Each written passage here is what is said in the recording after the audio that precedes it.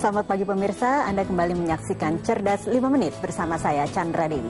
Pagi ini kita akan berbicara mengenai menghitung pesangon dan biaya pensiun. Di studio Metro Manulife saya telah ditemani oleh Bapak Karyadi Pranoto, Head of Employee Benefit Distribution dari PT Asuransi Jiwa Manulife Indonesia. Selamat pagi Pak Karyadi. Pagi Mbak Chandra.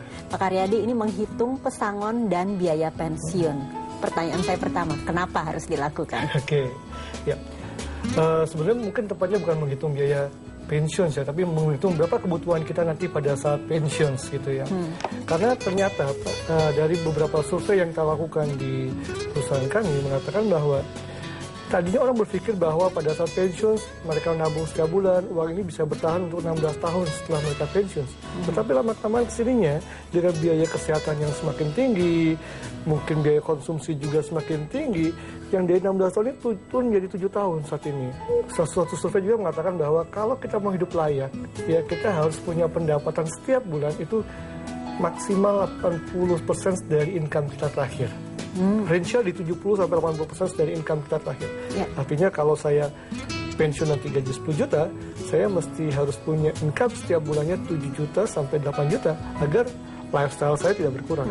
Sementara penghasilannya sudah pensiun ya. Sudah nggak ada penghasilan kan. Nah, jadi kalau saya ingin tanyakan, bagi karyawan itu kan biasanya suka mendapat pesangon pada saat pensiun. Itu kan bisa dipergunakan dong Pak? Betul, ya. Jadi di Indonesia ini nanti pada saat karyawan pensiun, pertama dia dapat dari JHT jam sostek. Ya, itu kan kita waktu masih aktif bekerja ada iuran 3,7% sama 2%. Ya. Nah ini ternyata pada saat pensiun nanti ini bisa hanya mengcover 12% dari income kita terakhir. Hanya 12% ternyata. Ya. Lalu kita ada juga yang Undang-Undang 13 2003 di mana perusahaan berkewajiban memberikan pesangon pensiun pada karyawan. Ini pun hanya bisa mengcover kurang lebih 17%. Artinya total dari dua komponen ini 29, tidak sampai 30%. Masih ada gap kurang lebih 50%. Ini yang mesti kita pikirkan bagaimana kita bisa mengisi gap kekurangan kita sehingga kita bisa hidup layak nanti pada saat pensiun. Oke, kalau mestinya ini kita biasanya kan ingin mendapatkan pesangon. Apakah kita saat ini sudah harus menghitung kiranya berapa besar pesangon yang akan kita dapatkan? Ya, tentunya ini tergantung juga dari kebijakan masing-masing perusahaan. Yang ditetapkan Undang-Undang 13 2003 adalah yang minimal. Tapi biasanya ada beberapa perusahaan yang bisa memberikan lebih dibanding yang minimal tadi. Seperti itu. Nah, kalau kita ingin menghitung biaya pensiun bagaimana? Ya, tentunya kita mesti lihat berapa sih kira-kira pengeluaran kita setiap bulannya ya. Pengeluarannya.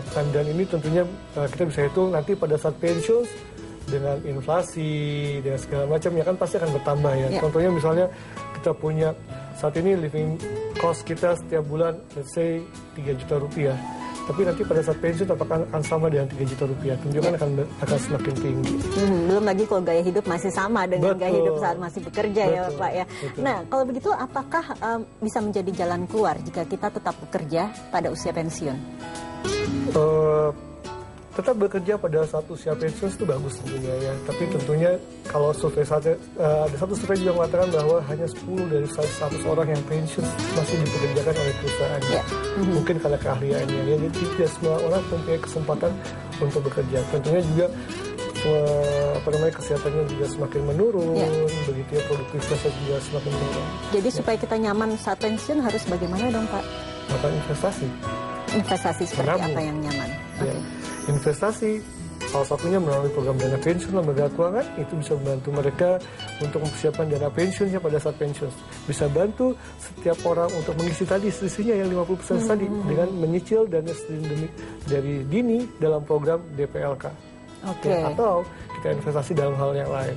Misal properti, katakanlah yang saat ini kan paling banyak properti ya, orang investasi properti atau di saham ya, atau berikan obligasi, seperti itu instrumen-instrumen yang bisa mendorong, membantu kita mengisi gap yang tadi 50%. Yang pasti disesuaikan tentunya dengan profil resiko kita juga ya Pak ya.